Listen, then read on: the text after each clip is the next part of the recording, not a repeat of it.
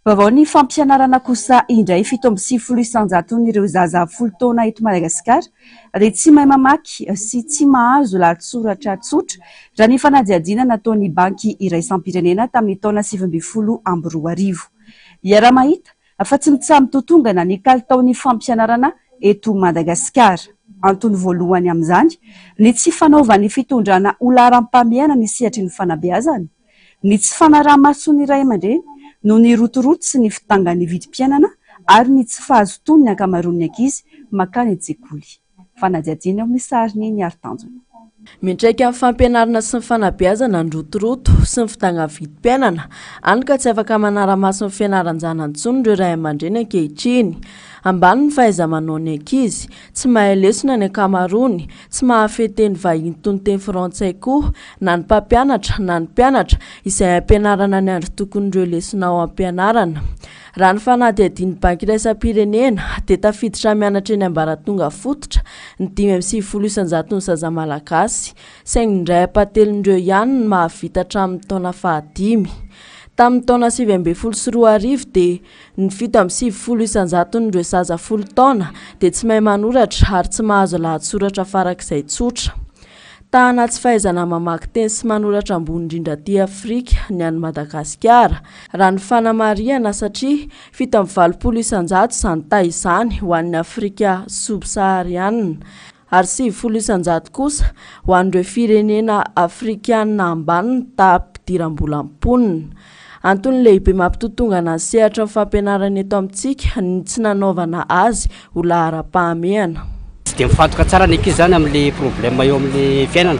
No le rotorotom-piainana dia lasa tsy manana fotoana ho an'ilay zanaka intsony ny ray aman-dreny, dia lasa alefany any ampianarana fotsiny dia any tsisy fanaraha-maso. Izay ilay olana ray faharoa eo amin'ny sekoly sy ny mpampianatra. Tovy amin'ilay teo ihany hoe rotoroto. Lasa mitady vola dia lasa ambany zavatra ilay fampianarana dia mampidina an'ilay nivoan'ilay ankizy koa izay. Fa telo farany ny fanjakana. Amin'ny ankapobeny zany ny fanjakana tsy dia hita taratra loatra ny fihetsika ataony ny fanomezan-danjan'ny fampianarana dia izay rehetra mitambatra hita hoe mampidina ny lanjan'ny fanabeazana. Atao lasa toerana mahatamana ny sekoly fa tsy hoe toerana fanasaziana akory zany fa mahatamana. Dia rehefa mahatamana azy ny sekoly dia tonga mianatra izy. Mba hanatsarana ny kalitaon'ny fampianarana, ilaina ny fampiofanana mitohy ho an'ny mpampianatra sy ny fanaraha-mason'izy ireo. Eo koa ny fanomezan-danja ireo mpanabe, ny fisian'ny sekoly ray aman-dreny ary ny fanomezana lanjan'ny teny vahiny izay vahaolana entina hampiakarana ny fahaiza-manaon'ny mpianatra. Tokony ho toerana mahatamana ny ankizy ny sekoly mba hampavitrika ireo mpianatra. Ankoatr'izay, manana anjara andraikitra lehibe ny fanjakana amin'ny fanatsarana ny kalitaon'ny fampianarana. Hitazomana sy hanatsarana ny voan'ny mpianatra.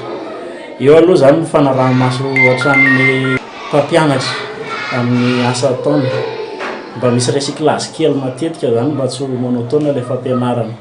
Dia rehefa mandeha tsara ny fampianarana sy ny fanabeazana, hita ny ray aman-dreny hoe tsara dia tamana ny ankizy. Vahaolana amin'ny fanabeazana amin'ny ankapobeny eto Madagasikara. Arak'ilay olana tenena teo zany ilay telo, misy ray aman-dreny dia sekoly sy ny mpampianatra dia fanjakana. Ho an'ny ray aman-dreny zany ilaina ny sekolin'ny ray aman-dreny anorona ny tokony atao. Ho an'ny sekoly sy ny mpampianatra moa zany dia ny recyclage matetika, ny formation mba tonga ny asa tsy monotone, ary ho an'ny fanjakana kosa tokony atao vaindohan-draharaha zany ny fanabeazana. Ny fianarana ny lova tsara indrindra hoy isika malagasy. Betsaka nefa ireo ezaka tokony atao satria tsy afaka handova ny taranaka malagasy atsoatsy noho ny zava-misy ainana ankehitriny. Vaovao ny fahasalamana andro fahatelo sady farany amin'ny hetsika natokana anaovana fitiliana mahamaim-poana ny tsimikaretina VIH/SIDA ny andro anio teny amin'ny CCI Ivato. Tanjona ao anatin'ny hetsika ny fampahafantarana ny mahazava-dehibe ny fanaovana fitiliana eny anivon'ny tobim-pahasalamana. Fanadihadiana tateriny Sara Anjaratiana sy ny Aritanjona.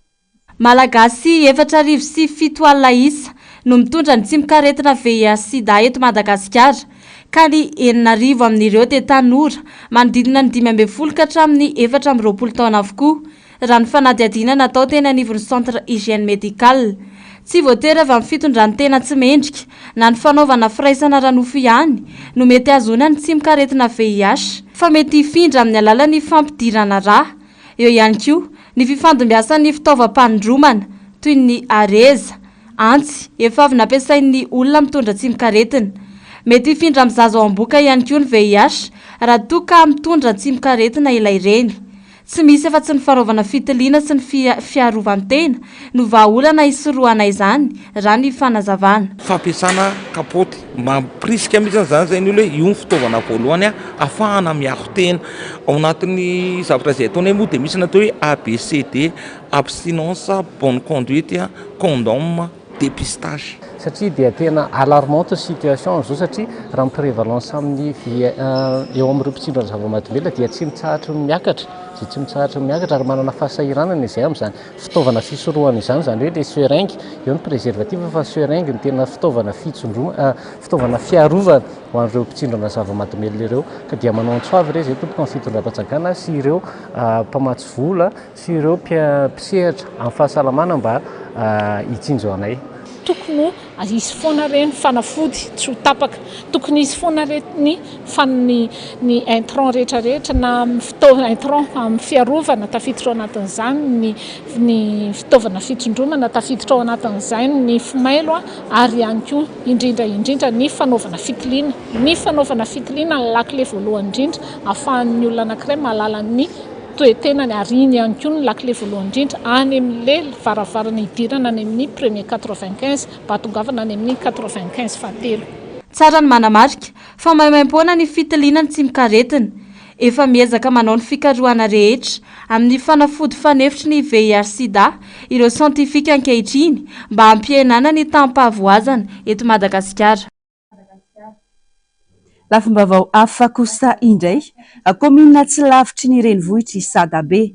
Olana iray mibahana any an-toerana ny faratsin-dalana ka miteraka voka-dratsy maro ho an'ireo mponina eny an-toerana. Toerana mamokatra kanefa dia ianjadiany olana maro lafy ny komina Sadabe. Mila fanamboarana araka izany mba hitondrana fampandrosoana sy hialana amin'ny fijalian'ny vahoaka monina ao amin'ity komina ity. Sitraka Ratovina Mitso, Tairina. Komina iray ao anatin'ny distrikan'ny Manjakandriana ny komina Sadabe, 7 kilometatra miala ny renivohitra ary misy fokontany 520. Manodidina ny 5 alina ny mponina ao aminy. Betsaka ny olana sedran'ireo mponina ao amin'ity komina ity noho ny faharatsian'ny lalana ary fokontany 9 ihany no afaka ny kodiaran-droa andehanana. Eo ihany koa ny tsy fandriam-pahalemana izay tena mirongatra ao amin'ity toerana ity ka mampitaraina ireo vahoaka.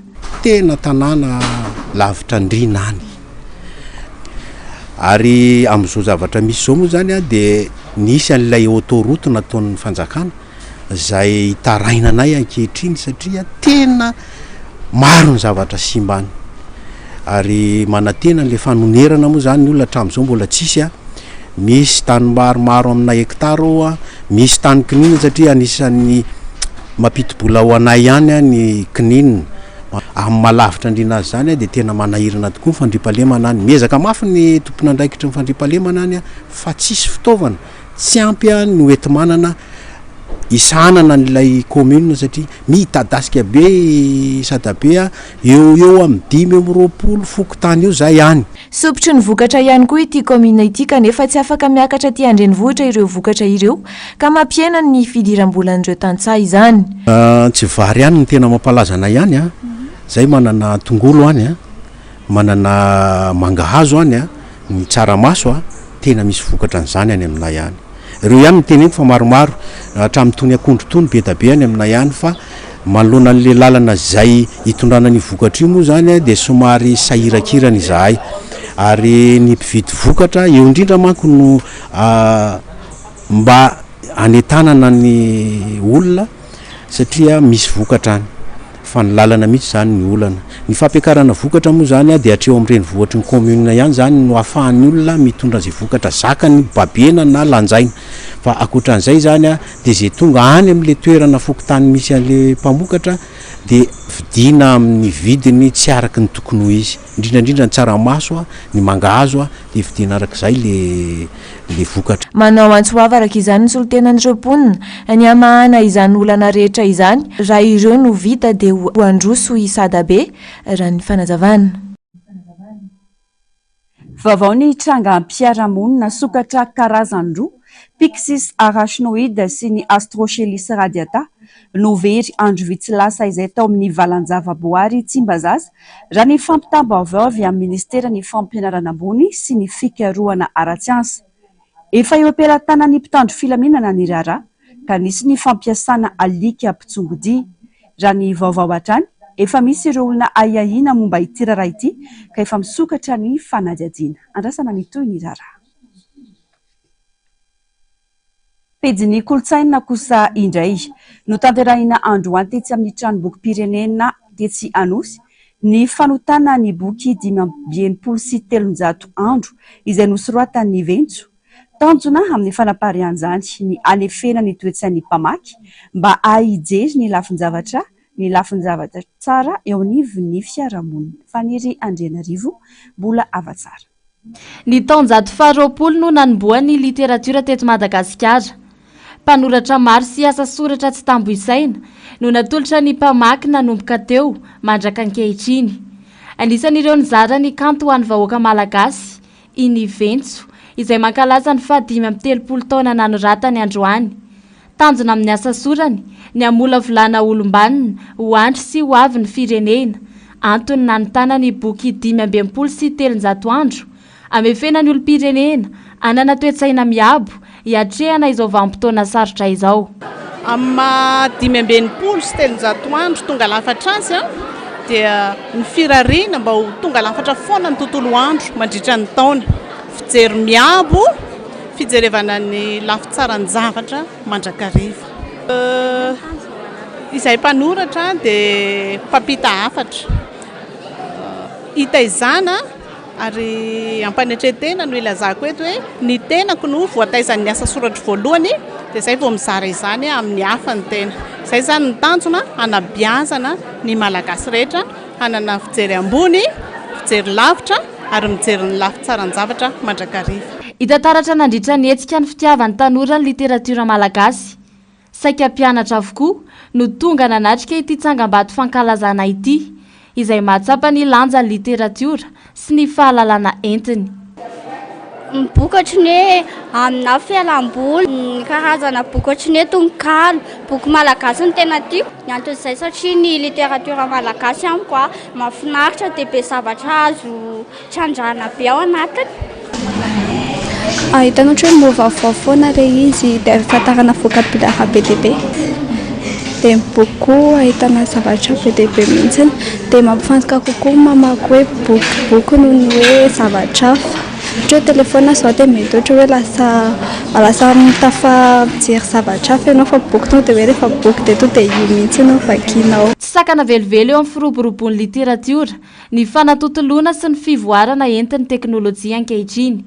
Manana ho avy mamiratra araka izany ity zavakanto ity raha ny favitrihan'ny tanora tetỳ an-toerana no jerena.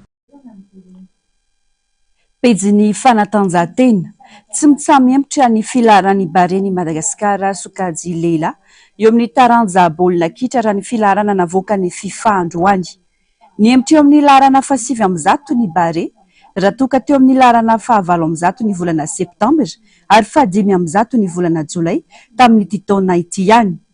Raha ity filaharana ity voasongo ny Komoro ny bare izy ireo eo amin'ny laharana 7 eo alohan'ny ekipam-pirenena malagasy. I Komoro izay nitombo toerana 10 nitata amin'ny filaharana teo aloha. I Argentina no eo amin'ny laharana voalohany, Frantsa ny faharoa ary Espaina no mitana ny laharana 7 araka ny filaharana vaovao navoaka ny FIFA androany. Farany eo amin'ny maresaka avy any ivelany hamoaka voalazato tapitrisa any Liban i Frantsa raha nambarany Emmanuel Macron androany nandritra ny fivoriany raisam-pirenena mikasika ny toedra raha ho Liban izay notarian'ny filoha frantsay. Mikendry ny anangona vola mitetina $500 ho fanampiana ireo olona voatery nafindra toerana vokatry ny ady ao an-toerana ity fionamby iraisam-pirenena misy mpandray anjara 70 mahery ity fanady adiny io misariny Euronews. Mitarika ny fionambe iraisam-pirenena mahakasika ny toetra raha misy ao Liban ny filoha frantsay Emmanuel Macron androany fivoriana izay misy mpandray anjara manodidina ny 70 izay mikendry ny anangonana vola mitentina $500 ho fanampiny ireo olona narivony voatery nafindra toerana noho ny ady ao Liban. Tamin'izany indrindra no nilazany filoha frantsay fa moan'izy ireo vola €100 ho an'ny Liban. Vola itsabony ireo maratra isitrahan'ireo fianakaviana trano fonenana ary antohana ny sakafon'ireo ankizy sy ny fianarany raha ny fanamafisana ka antony nanaovana ny fanampiana. Vola mitentina €70 kosa no atolotry ny Allemagne amin'izany raha ny vaovao ihany. Mitaky ny ampitsarana aingana ny ady ao Moyen-Orient ny filoha frantsay Emmanuel Macron. Miantso ireo manampahefana libaneza ihany koa ny sekretera jeneraly ny firenena mikambana hitady ny vahaolana sy andrefepetra entitra iantohana ny fampandehanandrarao an-toerana sy iantohana ny fanampy politika sy fiarovana maika ilain'ny firenena nandritra ny lahateny tamin'ny alalan'ny ampitaindavitra. Raha ny taremarika nivoaka mahery ny valoetsy ireo mponina tsy maintsy ny findra toerana ary mananika ny 590 ireo namoniany tao Liban tao anatin'ny iray volana raha natotanisa ofisialy navoaka ny AFP. Tapitra ny fampalalam-baovao tonga kilasy tonga fiakasana firenenao tsy nisaraka taminay hatramin'ny farany. Varainao vetrany aoriana izao fampalalam-baovao izao ny fandarana Global News. Ny tenako mametraka ny mandrapitafy indray tombo kilasy tonga avy.